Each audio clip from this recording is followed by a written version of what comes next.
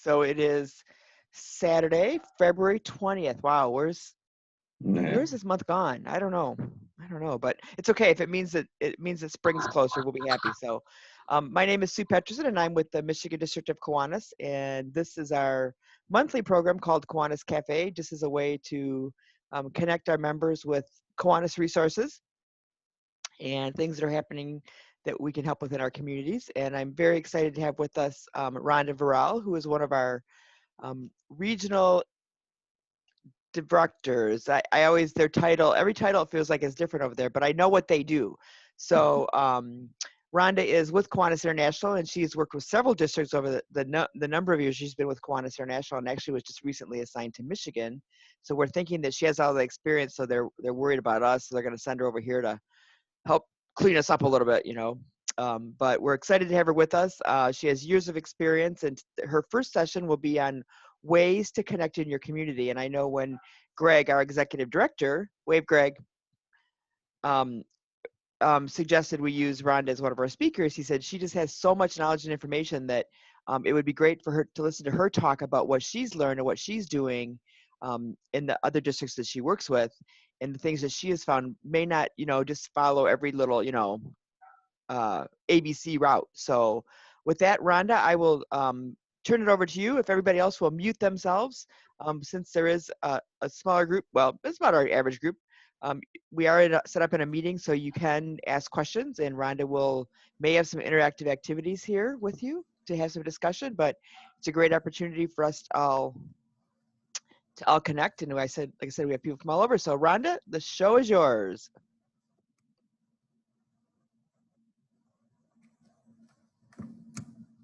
Fantastic. Can you all hear me? Okay. I'm like, there's no head shaking. Yes, we can hear you. If you haven't noticed, I've been in the South for like 25 years, so I picked up some Southernisms along the way. And yes, I have done this for 16 years, Sue. It'll be 16 years, I'm sure, about a month. And excited to share ideas. I know Greg and I had a conversation about community and connection. I'm going to strongly encourage you to ask questions at any time, because I often find I share the best information when I can address your questions and issues. Sue, can you do me a favor and even keep an eye on the chat if someone doesn't want to talk? I will absolutely keep an eye on the chat. Okay, and feel free, it's not a huge group, just ask a question, interrupt me. Hopefully I'll take enough pauses, it won't be hard. So we're gonna talk about connecting with your community. So I want to start here. One thing I can tell you, there's a lot of disagreements in the world today, but one thing I've never gotten anyone to argue with me about is the fact that the world has changed. It's different than it was 12 months ago. Everybody agrees it's different. And so I always find this is a great time to reassess where we are, what we're doing, and how we're doing things with Kiwanis, because just things have changed. We can't expect things to be the same as they always have been. And that includes your community. So I'm going to just talk a little bit about the basics, and then get into some specifics on what you can do to specifically connect. So first of all, who is your community? Who is the community your Kiwanis Club supports? Are there boundaries? It's okay if your club supports the boundaries. We talk about serving the children of the world, but I don't expect the Kiwanis Club of Dearborn, Michigan to necessarily know what's going on in Cambodia. But they should know what's going on in Dearborn, Michigan. So it doesn't matter if there are boundaries, that's okay. And then sometimes boundaries work better if you're working in a large city and there's 5 or 6 Kiwanis clubs, because you don't want 5 or 6 clubs fighting over the same high school to put a key club in. There's plenty of things to need to do. So boundaries don't have to be geographic. They can be, all right, we're going to focus on the older kids, you're going to focus on the younger kids, we're going to focus on education, you're going to focus on reading, someone else is going to focus on food insecurities. Doesn't matter. It's just really important that your club has a conversation and finds out, do you have boundaries? Is there an area that you feel like you serve because the other thing is I have noticed there's sometimes mission creep. I belong to a Kiwanis club that is 45 miles from where I live. Long story why I belong to that particular Kiwanis club, but I do. So it would be easy for me to say, hey, I noticed this in my backyard, and start to do that project too. And suddenly that Kiwanis club of Clemens has creeped into other communities where I would be better off handing any service projects that I see needed in my community and work with that maybe with one of the Kiwanis clubs in my town. So we want to make sure that our clubs can stay focused on what their mission and goal is. And one of the ways of doing that is what the boundaries are of the community. I'm going to actually ask a question right now. Are there anybody here who feels like they could tell me what the boundaries are or focus is of your Kiwanis club?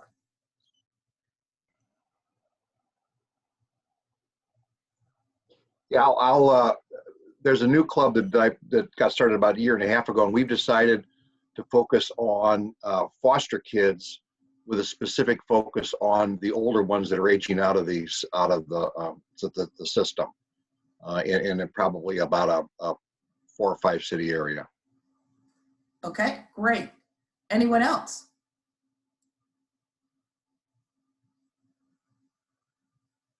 Okay, this is going to go much better if people talk. Yes, Daryl.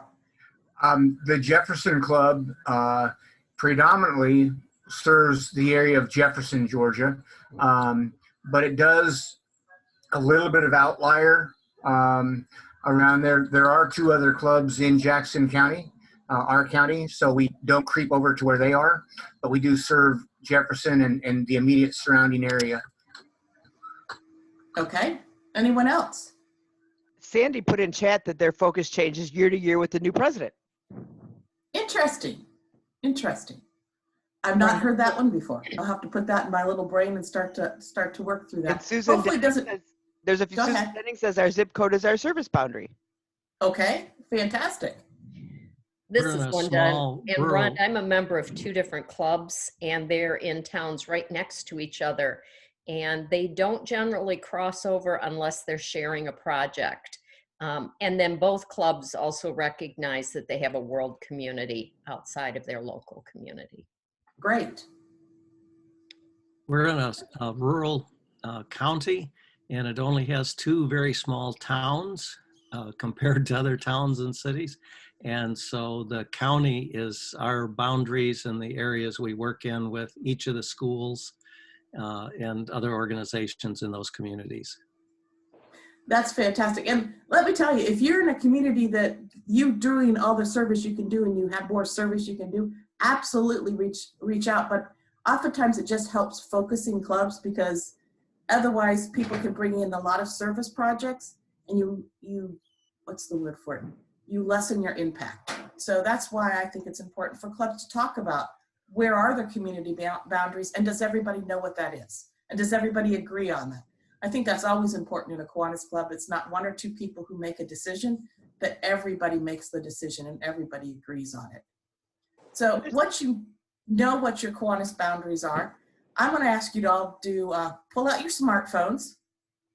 I tried to pick a place. I picked a place I live, and I thought, oh, I don't think people should know where I live. So this is a place we sold. My parents used to live here.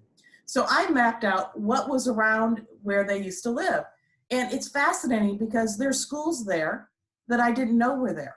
So if you take where your club meets, because your club should be meeting where you serve if you meet it physically in person, but type in where your club meeting place is and map it and see what's around that map. Are there schools you didn't even know existed? Because one of the things I have discovered over the years is that people will do service with the schools their kids go to. And there's a certain, trying to be politically correct here, Sue, but it costs a certain amount of money to join a Kiwanis club. There's certain types of social economic backgrounds Kiwanis pulls from. Now, that doesn't mean that's the group that needs the help the most, but I have found that a lot of times Kiwanians help what's in their mental backyard and not always their physical backyard. So it's really a good idea to find out, are there schools out there or community organizations out there that they didn't realize was down the street or across the road that they should be helping, versus always focusing just on maybe what we're most familiar with, like, you know, where your grandkid goes to school or where your kid goes to school. Are there places where you can even have greater impact because there's nobody from that school that belongs to any Kiwanis club?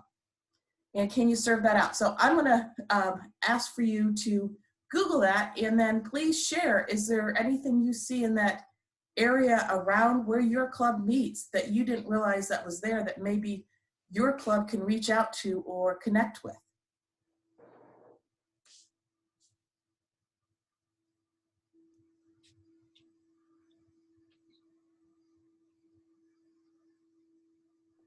Have we all looked on our map? So I Jerry, love watching people play with their cameras. Go ahead, Sue. so Jerry has a comment. Jerry?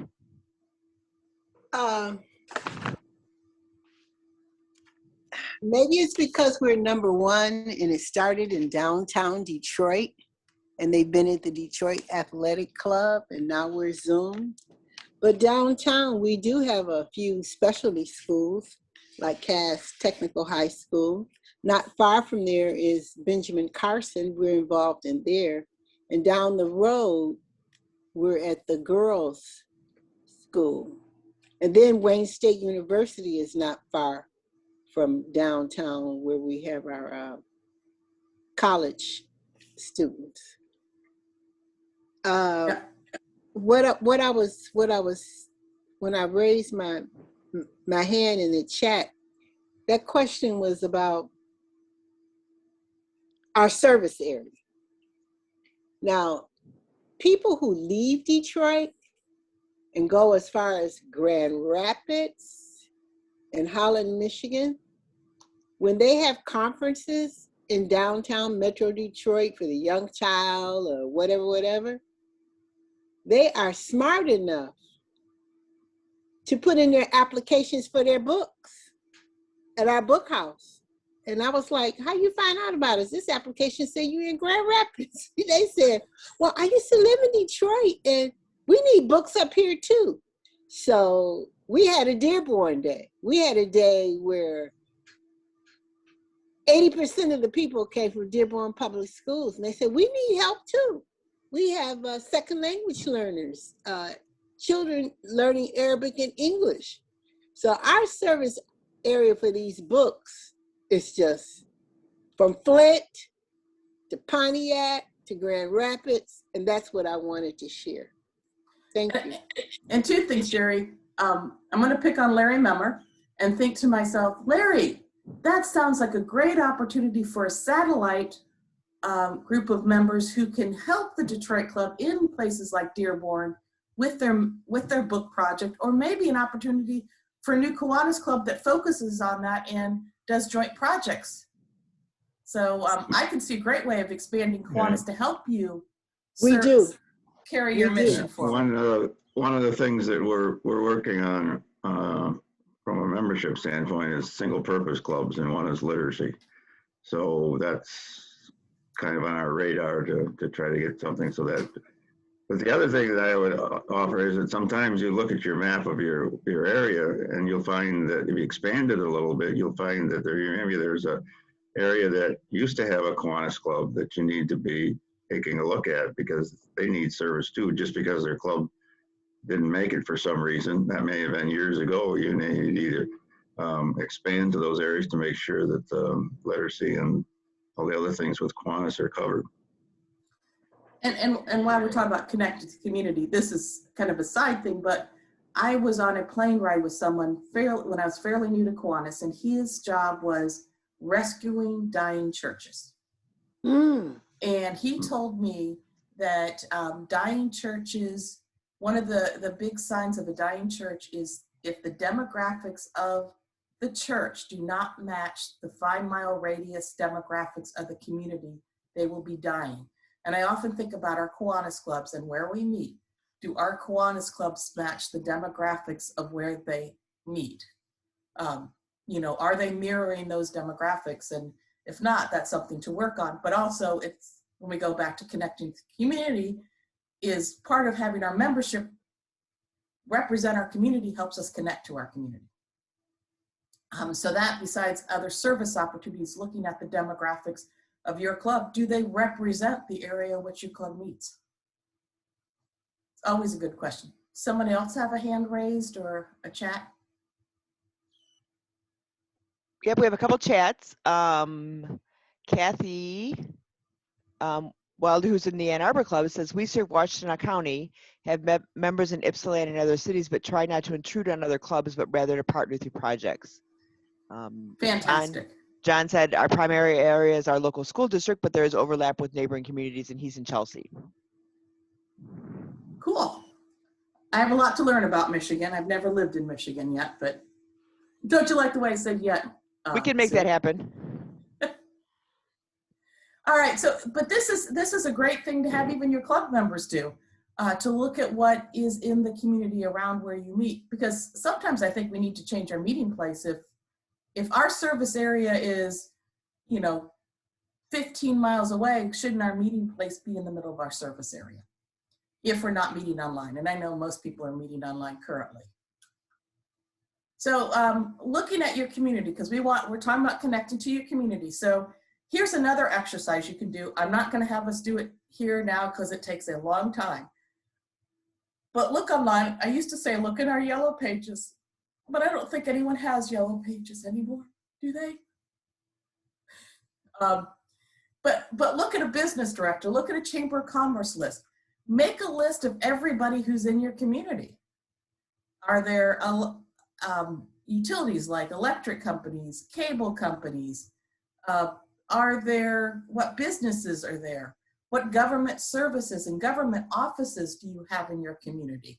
Make a huge list of the non-for-profits. I found out just a mile from my house is the headquarters of Ambucks. I was surprised to find that out, but you might be surprised to find out who is in your vicinity. So once you figure out what your community is, make a list of who exists in your community, because you cannot connect to people or connect to the people in your community if you don't know who's there. So make a list of who all is in your community, and then single out those people that you have relationships with. For example, you may always purchase at the local Kroger, or you may do a lot of work with Kohl's department store. Those are tighter relationships. You've already started to move to connect with them, but to put them on the list so we can talk about how to connect with them better. Did I see someone else's hand go up, Sue? Yes, Jerry's hand went up, and we have a few more comments in the chat. Okay, please. Ron says, we serve Woolwich Township and have partnered with other service clubs in our community. This past fall, we raised almost $37,000 for a non-food drive, money donations. Jackie, who's with the Hillsdale Club, we have members basically from Hillsdale. We support the 8 local school districts in our county. We need to reach out to additional towns in our county that we support the schools and encourage members to support the area. And then Jerry has a comment. Okay. Jerry, you want to unmute yourself?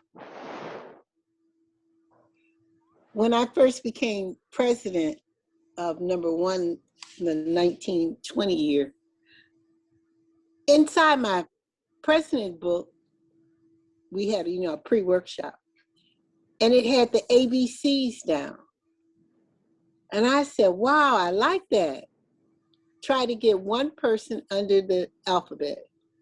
I couldn't get an astronaut, but maybe an assistant superintendent or an architect. And it went all through the alphabet, and you were supposed to pick a person. And you're right. The business section, or letting people know in the club that you want somebody from that particular occupation in the alphabet, that's a grand idea. Thank you. You're welcome. Hey, just to add to that, we don't have phone books anymore, but you can go to your local chamber and get a directory, even get it offline of members in your communities. And I will tell you, having done some pre-work for new clubs, sometimes when you go to Chamber of Commerce, you find out there's a lot of other chambers. I was surprised, it's going to say stunned, maybe stunned, to find out that in Orlando, they have a Chamber of Commerce for people with disabilities. And I thought, well, what a great potential partnership with an action club. So oftentimes we don't know, there's a lot of people who felt like the Chamber of Commerce didn't represent their voices, and so they created their own Chamber of Commerce. So there may be multiple Chamber of Commerces in your own community. One thing I will tell you is, again, we all agree the world has changed, but one of the reasons we need to reconnect with our community and analyze where we are is, an example is in my club. When I joined 16 years ago, the mayor was a member of my Kiwanis club. So our club could easily, and the head librarian could easily tell you we were well connected in the community. Now those people are still members of our club, but they're no longer the head librarian or the mayor. They've retired from that. And we don't have the new head librarian, and we don't have the new mayor, and the people who were in those positions are no longer as connected to their community.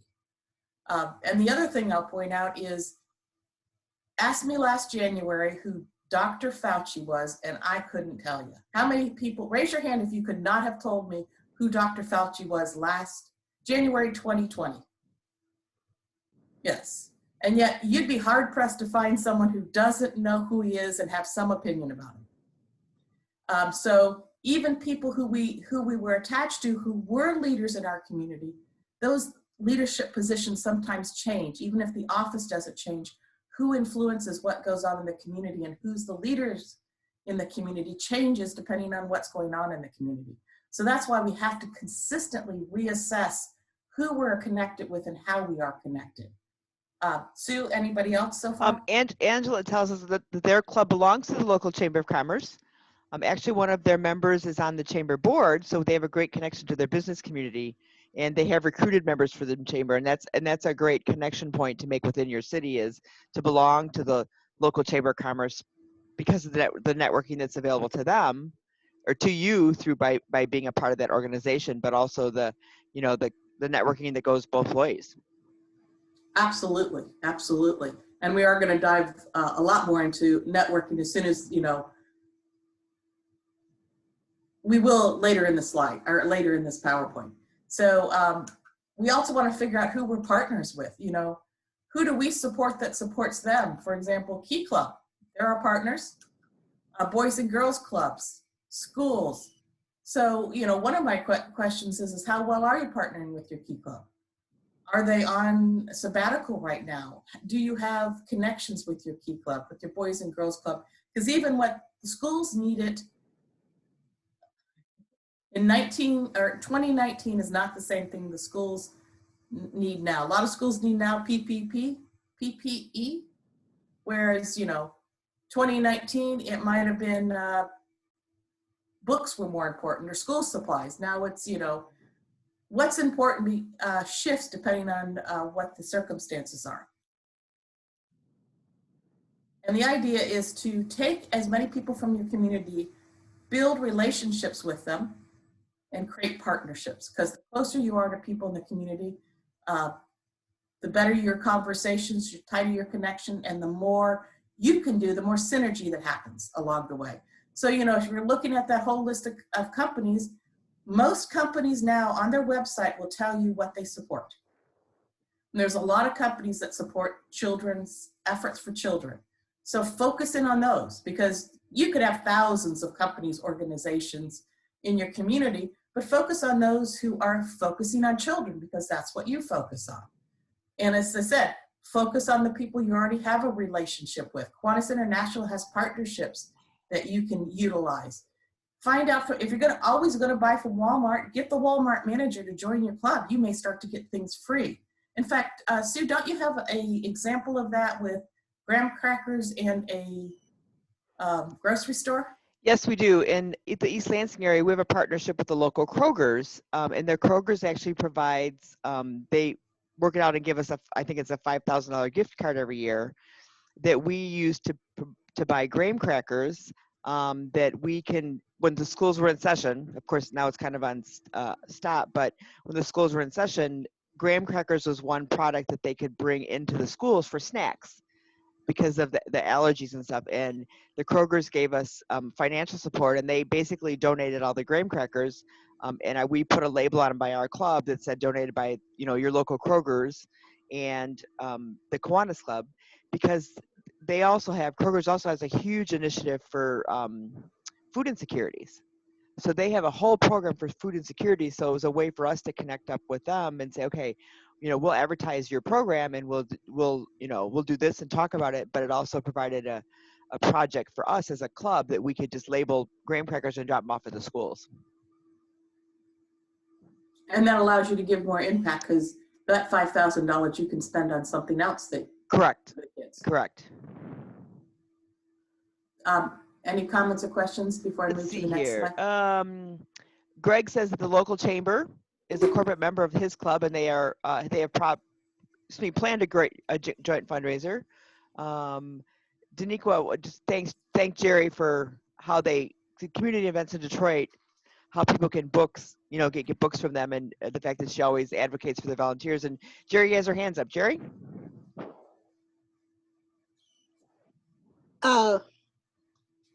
What I wanted to share was that I have a favorite store called City Trends in the city. It's a clothing store. It has household items, towels, and etc. I got to the cash register and I saw the boys and girls sign there. So I charged my items, but I handed her $5 bill for the Boys and Girls Club. And she was trying to give me $4 back because she thought I only wanted to give $1. I said, no, I want to give $5. And so she took my $5. When I got home, what was in my mail? A prima donna ballet person, Misty Copeland, on the cover of our Kiwanis. And I said, yay, I just gave $5. Then when I read through it, I found out about our affiliation with Boys and Girls Club that I was not aware of. Thank you. Right. There are a lot of affiliations like that and a lot of partnerships that we have that that it's just a matter of, we checking out the website, and I know we talk about it in our new member orientation in Michigan. Vanessa from Indiana says they have a Kiwanis closet in a local elementary school. Kroger helps them stock it. So there's another opportunity for, a relationship. They also offer new coats, boots, and hygiene items. Sandy says they have a partnership with a local food distribution warehouse who underwrites a grant for us to stock their snack pantry in their elementary school. So partnerships, making those connections in your community. Absolutely. So we're going to talk, because you brought it up, about networking with those Chamber of Commerce and community members, because it's one thing to be aware of who's in your community, but you need to help make sure they're aware of you and what you do and how they can connect with you. So certainly join your Chamber of Commerce. If it's most Chamber of Commerces have a reduced rate for nonprofits or service organizations. So hopefully you can negotiate a reduced rate. Occasionally, I know there's some that, when you get to around $1,000 a year to join the Chamber of Commerce, your club may want to think hard and long, unless maybe you can get someone to sponsor that for you. What are some key community events? Is your Kiwanis Club, as Kiwanians, showing up to key community events? For example, they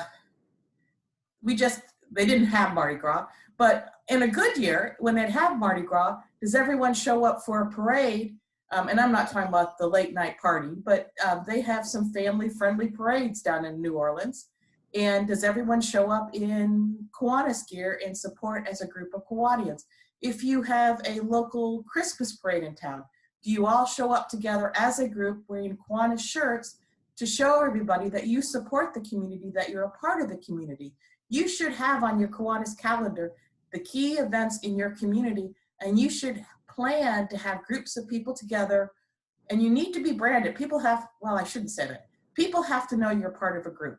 One of my favorite stories is the Chicago Kiwanis Club. They were all past Circle Kers when they started, I think about 20 years ago. And they went for a fundraiser. It was a race for the cure. And they didn't all wear Kiwanis stuff, but they wear really goofy costumes. They all dressed up in goofy costumes to do the walk. And people would come up and say, and they were having fun. And they're like, who are you? What do you do? And like, oh, we're with the Kiwanis Club. we do this, this, and this. So, you know, maybe as long as you're dressed up in a theme and you could talk and drive some attention to you so you can share what Kiwanis does, and then they can help in whatever way they can, whether it's joining or it's offering financial support or connecting you to other people who can help. So make sure your Kiwanis Club is visible at key community events. City council meetings. I admit, I have not been to a city council meeting since I was in high school and it was part of civics class. But at least in my own community, but I have been to other city council meetings and become a part of the agenda. One of the most successful ones I'm aware of is a club decided they were going to go to, they wanted to talk to the council members. They asked to be on the agenda. They had a conversation on the agenda saying, we're a Kiwanis Club, we're here in town, and we want to be able to help the community more. So what things can we partner with you about? Well, after that conversation, they got 3 council members who joined their club, but they created a tighter partnership between the Kiwanis Club and the city council, because you really want your Kiwanis Club to be ubiquitous in your community. You just, you want everyone to know if there's a need for kids, let's go to Kiwanis first. I'm going to ask Sue. I just have noticed a bunch of chats pulling up. So yes. anything? Let's see here. Of course, branding is important. Jerry suggested that the warehouse volunteers have T-shirts to identify us, which is a great, you know, opportunity for people to know who we are. The Kiwanis opportunity with our shirts in there. They have a Kiwanis members on the school bond proposal committee. Fran tells us. I read in here that members of their club walk in multiple parades in their community along with members of the Key Club they support to show that relationship between how many times do you hear the Key Clubbers say, well, I didn't even know you were part of Kiwanis. And then Vanessa says they joined the chamber when they chartered the club 15 years ago. Last year, another chamber business paid our chamber fees. Now, that's a great idea. Let's see, there's another message in here. But Detroit walked in the Oak Park, Michigan because the membership chair lived in that city. Partnering with Downtown Lansing for a Winterfest, providing hot chocolate. Booth for the coffee hot chocolate walk along the Lansing, the River Trail. Can I add something? Go ahead, Greg. Yeah. When your club belongs to the chamber, they a lot of times the chambers have after 5 events, and so there's most people go because of business connection or they're working, but one of the times somebody can go and just represent Kiwanis instead. Some of the retired members of the club, or even if you're still working, you know, the after 5s happen once a month. Just take one of those months and go and represent Kiwanis at those, and it's amazing the connections you'll make just doing that. And it's also interesting because when you do that, people are more willing to talk to you because you're representing Kiwanis as opposed to somebody trying to sell them something. And I want to point something out. It's kind of like people who are members of your Kiwanis Club. You can be members, you can pay your dues, you can make it to maybe occasional meetings and sit in the back, and people might not remember you're a member of the club, but if you're actively involved, they will. So the same thing goes for your Kiwanis Club. If you're going to be involved with, if you're going to belong to the Chamber of Commerce, be involved in the Chamber of Commerce, because just having your name on the list doesn't really get you anywhere. You need to be involved in what they do. And that's how you get your name out and how you make connections. There's another comment in here about the Santa Claus Parade in Elmira. The kids recognize the Kiwanis Club because of the books they donate. The schools have donated by the Kiwanis Club. After 5 great networking events are great. I know that's a great point, and a lot of those now are actually virtual, so you can actually do it right from home. And Daryl tells us that in their first year, the Jefferson Club entered a float in the Christmas parade and won first place. I mean, in your first year. That's a high bar. Right. Daniqua had a comment. Did I catch you? Yes, thank you so much, Sue. I really enjoyed our presentations and the classes that are held by Kiwanis. I'm a new member. I just wanted to say the power of one is wow. You just can't put enough love and graciousness in that. Miss Jerry Jones is the one that pulled me in. I met her at another organization. She was just so kind-hearted, and I would invite her to events because I'm a person that works with children in the community. I'm a part of Young Men in Motion with Judge Greg Mathis' organization, and I invited her out. And every time I invited her to any event, she would show up. And I would tell the children, I said, well, here's the president of the Kiwanis Club. What an honor to have a president show up when you invite them out to an event, and they actually show up. So it matters when you have to ask, when you show up as Kiwanians. What an honor, what a pleasure, because the children know about the books and they know about the great works of Kiwanis, but to see that person in person is really, it's really commendable. So I'm proud to be a part of this organization, and I look forward to continuing being a Kiwanian. I'm so excited. Thank you so much. Thank you. Thanks, and we're looking forward to meeting the people you bring in too. I will also on this list point out board of directors. Long before I joined Kiwanis, I was hearing stories that we used to promote a lot of our members to be on other organizations' board of directors. Again, a great way to connect. The most successful Kiwanis clubs are those that are the most connected to their community, period. That's where you get new members, that's where you get funding, that's where you get service ideas, that's where the rubber meets the road. So the question is how many members of your club that are on a Boys and Girls Club board of directors, or the YMCA, or the local hospital board of directors, because or the school board. That's where a lot of the synergy happens, because you get to meet a lot of people and network with people when you're on other boards. So you should make an effort. Not only do you have, like in my club, we partnership with the YMCA. So the YMCA has somebody from their organization who belongs to our Kiwanis club.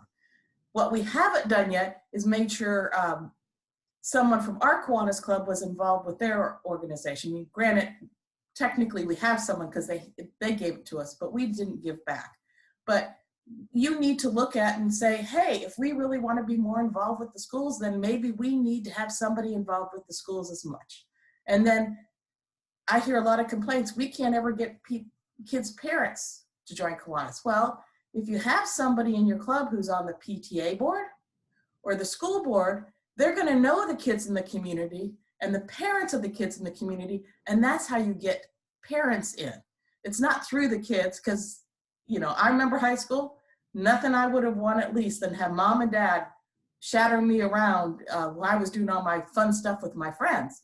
But other parents certainly can invite each other over. So again, we need to start focusing, what do we have to do? And great ways of doing that is by having people on our board and doing things with other organizations, collaborating. You talked a little bit about that. I think there's a few more questions, Sue? Yes, there is. One of the newest members of the chair is the chair of the county commissioners, Dwayne tells us. She was recruited because of her concerns about children. Let's see, the Molina Foundation gives us books, and members like myself purchase books for www.firstbooks.org. Let's see here. The president of our IU South Central region is our current president. Our new hospital will open at the end of the year. What a great relationship there. Bruce tells us that they have the superintendent of schools in one of his clubs as a member. And I know that one of the clubs that I help with, the Grand Ledge Club, actually has the assistant superintendent of schools, which is very helpful as we've been doing a lot of projects over the last year for the students who are at home. And I think I saw Greg's hand, or I'm sorry, Larry's hand. Just one of the clubs that I used to belong to in Michigan, we do a dictionary project where we give a dictionary to every third grader in the school district. And one of the things that we did was that we sent a letter. We asked the principal if we could send a letter home with the students after we give them the dictionary and talk about Kiwanis and what we do in the community and invite them to a meeting. So the relationships you can develop even with your projects will create more interest in your community with the parents of your students. Absolutely. And that's the important thing of networking, is you always have to be looking at that next way of meeting a new level of people, because we all have a circle, and if you can break into one circle, they can branch out and introduce you to other people. So while you're asking the next question, I'm going to advance the slides a little bit because we'll go over this tomorrow, or the next session. Go ahead, Sue. Was there another question, or? Nope. We have 2 school board members, including myself. Sandy tells us the superintendent and principals of both of our schools as members. What a great partnership. Okay. And what I quickly flipped past was community surveys, and we're going to talk about that at the next session. I just don't always know how much activity we're going to have, so I wanted to, I guess, pad my presentation just in case I needed it, but I don't, because you've been very interactive and talkative. So this is another area that in some ways we've done some phenomenal jobs, but we've missed a lot of opportunities. So we talked about what your community is or who your community is, about representing and connecting with your community, but we also have to celebrate. As I said, we're nowhere without our community. So when should you celebrate? If you've completed a successful fundraiser, have a celebration. I think it's the Little Havana Club down in Florida that does this huge fundraiser every year. And they have a special celebration with their sponsors and partners to celebrate the success of their fundraiser. So look at your fundraisers. Do we celebrate? If we have a pancake breakfast, do we have some way we celebrate that? Service project completions. I know some service projects never really get completed, like Sue's Graham Cracker program. That's just an ongoing thing. But if you're doing a big service project, you put in a new playground, do you celebrate the completion of that? That's a lot of hard work. Do you celebrate community accomplishments? If your community has done something together as a group and you are a member of your community, are you leading that celebration? Are you helping to celebrate? And then are you celebrating continued support? And I'm going to tell you a couple stories about the continued support one. It's a Kiwanis club. And that's the one thing is you do this long enough, you start to forget where these Kiwanis clubs are.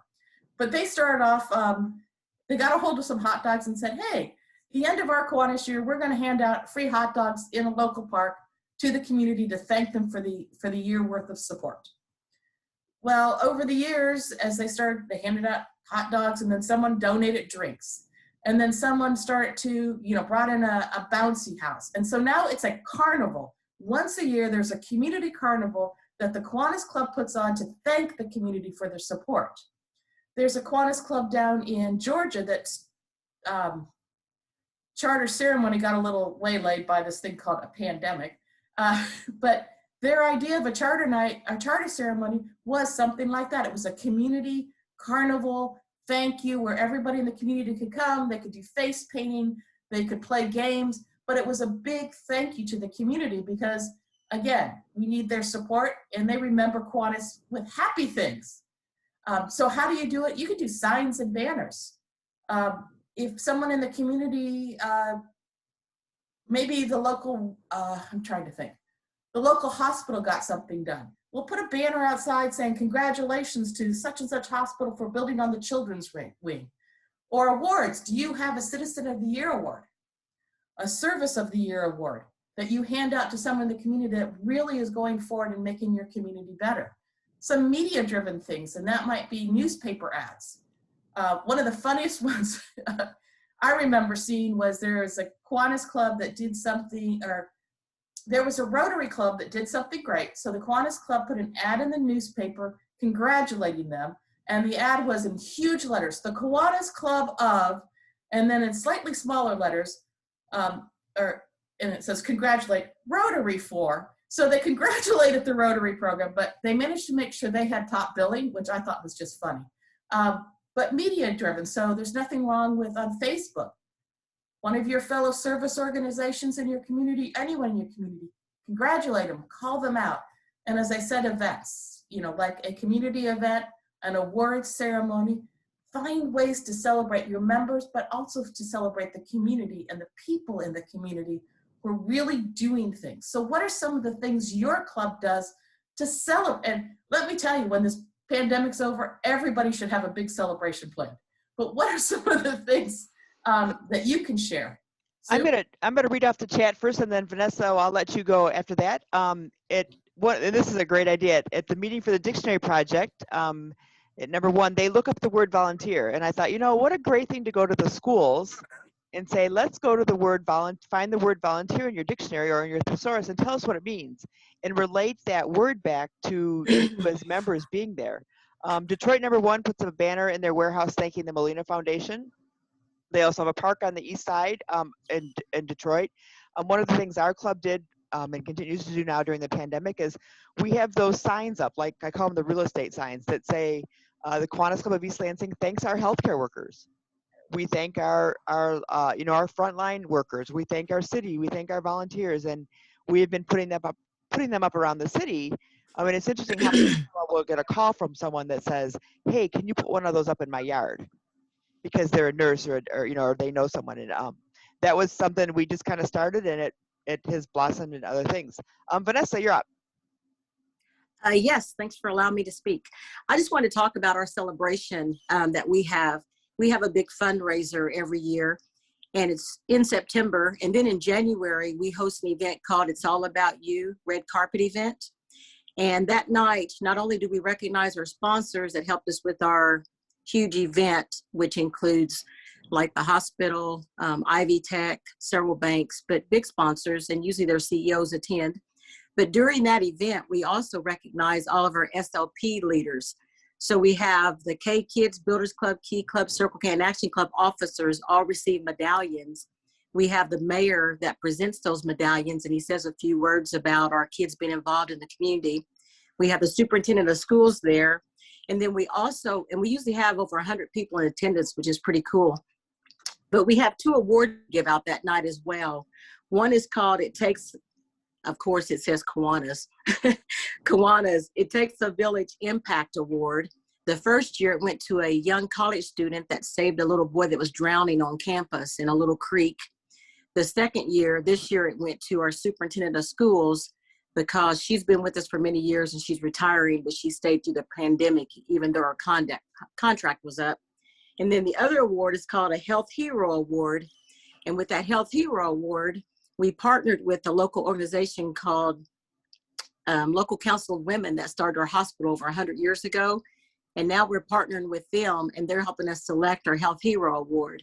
And I just wanted to say the doctor that won that the first year, he saw our SLPs getting their awards, and he called me afterwards and said, I am so impressed with your kids. I had no idea that Kiwanis did all that. So anyway, it's a recognition night, but it also becomes an educational night for our community. Thank you for allowing me to speak. That's wonderful. And I saw Nancy had her hand up.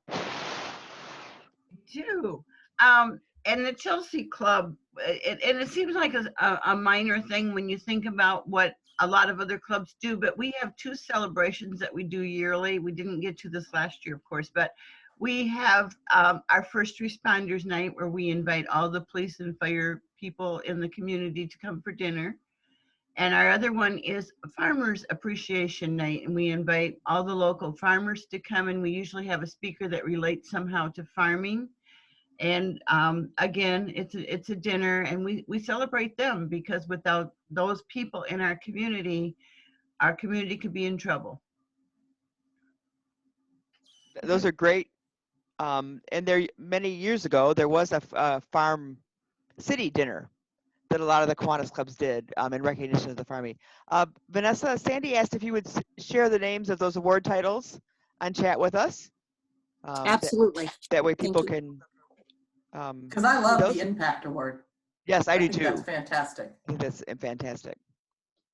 Well, Rhonda, we have about 10 minutes left on this session, so we'll probably want to take about 5 minutes to wind us down here, and then we'll take a break so that people can get up and refresh their coffee.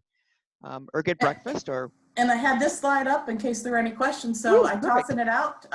At this point, my formal part of the presentation's done, so does anyone have any questions or input?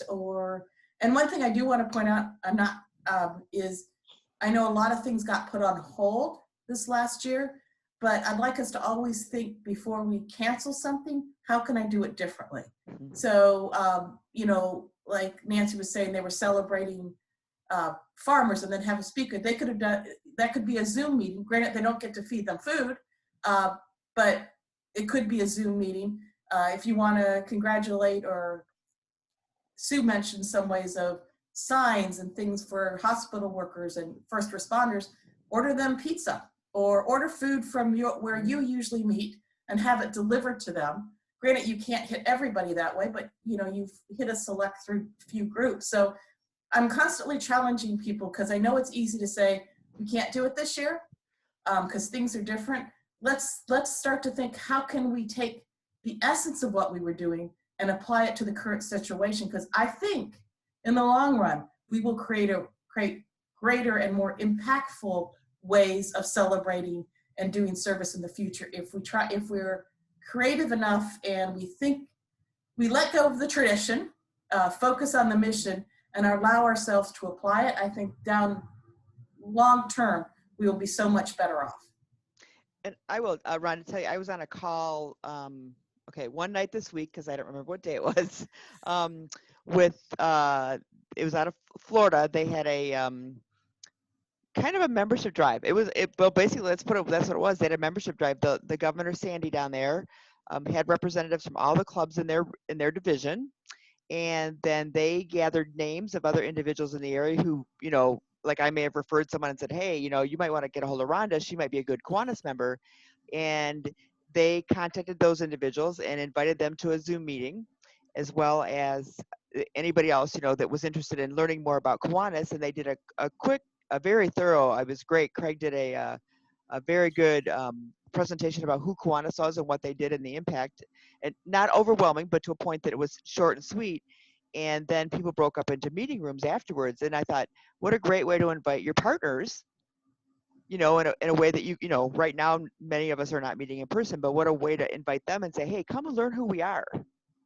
And if you have an interest in the Kiwanis Club of South Lansing or Lansing or East Lansing versus, a different club, let's connect you with the people in those areas, because there's no better way to make those connections, but also to provide people an opportunity to learn more. So I've actually been writing notes down and talking with my membership chair about how do we do that. It wasn't during their normal meeting time. They did it in the evening, so they could, gather a lot of people. But what a great way to say, hey, you've heard of us or you haven't heard of us. Here's what we do and how you can be involved. I think that Florida meeting the other night yes. I was on that also. That was a great way to let members know, potential members know about that particular club that they're interested in, that maybe a new club that was formed, et cetera. But it is another way to be able to do a membership night virtually. And I think they did a great job with that. They did. And I know the first time they had one, they had like 12 new members join. Mm-hmm. There was quite a few on that one, I think. Yeah, there were probably 50 people on that call, yeah, that were potentially members. So right. Todd Smith did a great job. Todd Smith, it was Todd. I'm sorry, not Craig. Todd. Yeah, Todd. He did a great job. Craig's from another district. Yeah, right. All right. So what I'm going to do is I'm going to turn off the recording now so that we can finish this.